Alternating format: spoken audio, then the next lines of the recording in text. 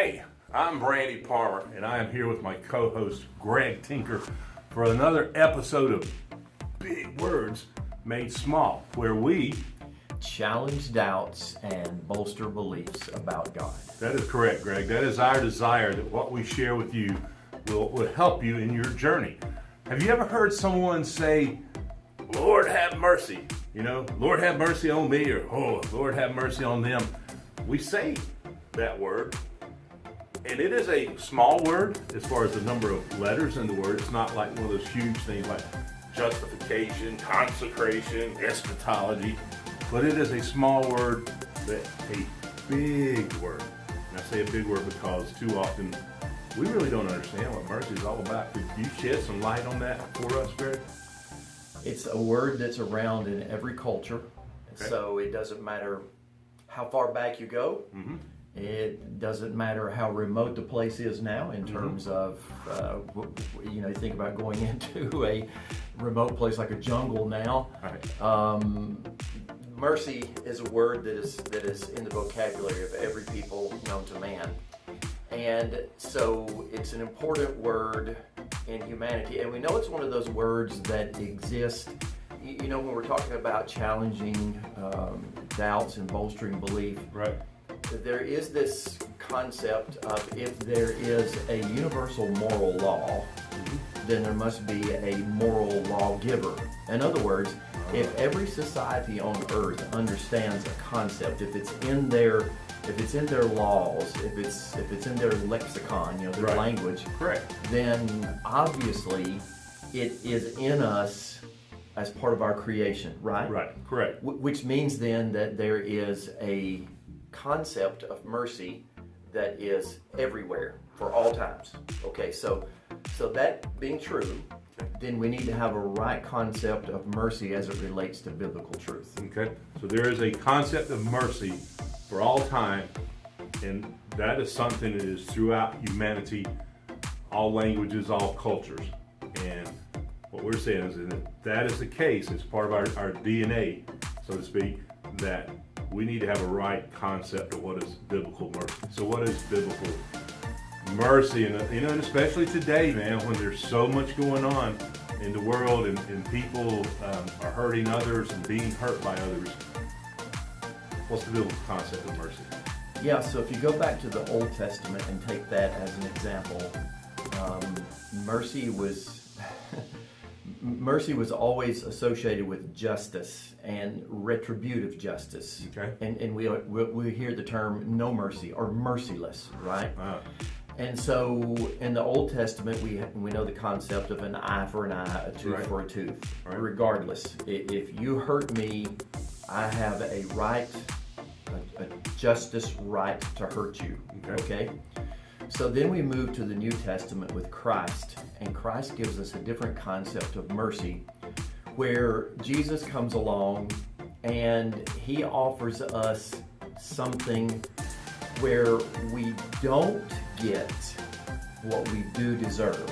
Okay, so understand this. In the Old Testament, the idea was you've committed the crime, you do the time. Right. Okay? Yeah, okay. You've hurt somebody, you deserve to be hurt. So Jesus comes along and he says, no, God's real gift of mercy is this.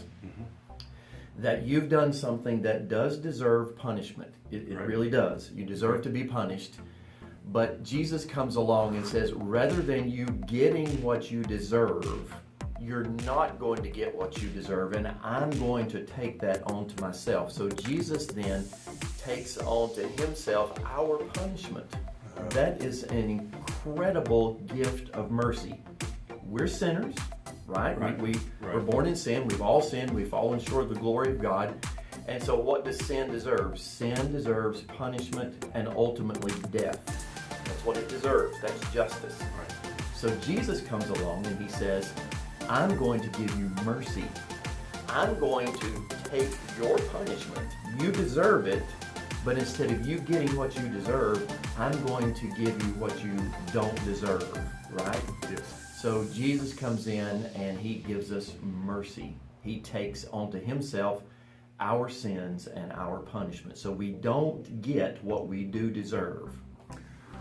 I don't know about y'all, but that is an exciting concept. I know for me, I have gotten what I deserved at times in life, you know.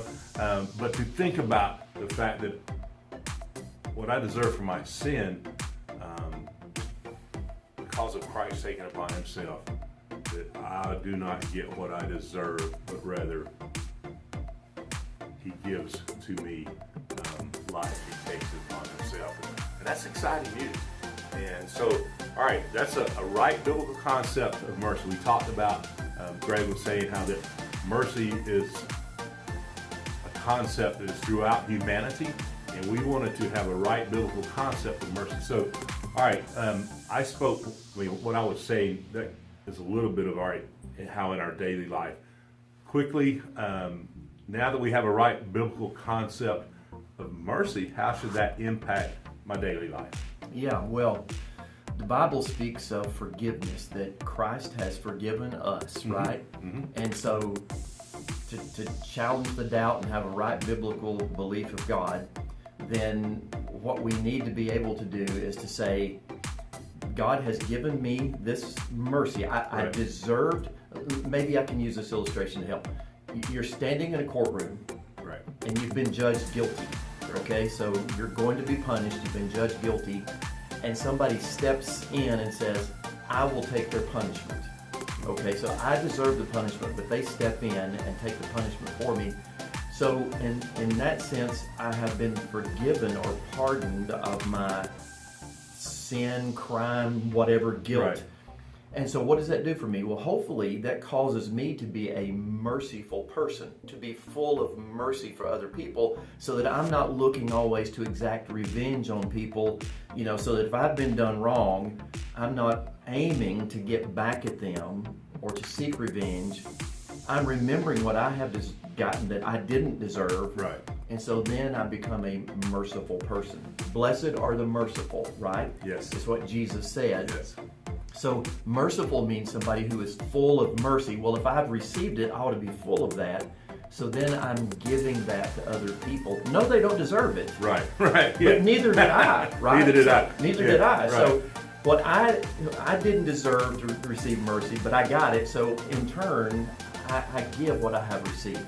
And that's an excellent point. Well, I know there's some times in life, we've probably all been through that, where you have felt like, oh my goodness, you know, so-and-so did such and such, and I really, and then in the back of your mind, you know, as you said, it's happened where you go, man, you know, God's forgiven me, he's shown me mercy. And so that is a practical application. We've taken the big word of mercy, small number of letters, but big in its concept and its importance in our spiritual journey, shown that it is a universal meaning, it has a universal term, that it has meaning in all cultures. And to me, that is one of the things that helps challenge the doubts and makes you stop and think, all right, back to what you said, that, you know, if there's a universal law, then has to be a universal lawgiver. Right. And those are some of the things that I challenge anyone to stop and to think. You've got to ponder who and where and how did it all come about. Thank you for taking this time to watch another episode of Big Words. Made really small. Yeah, I'm Randy Palmer, and I'm Greg Tinker.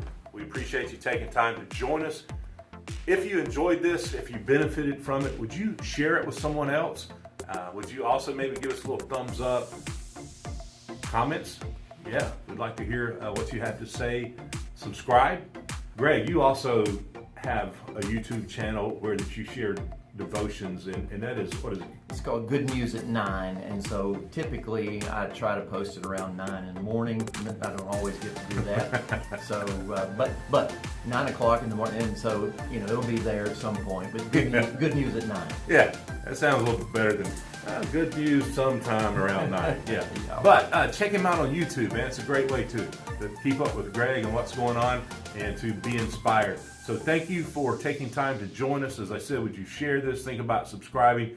And if you want to know more about Not So Crazy Talk, you can go to www.randypalmer.com. Thank you. And in the words of G Money, keep on keeping on. Until next time.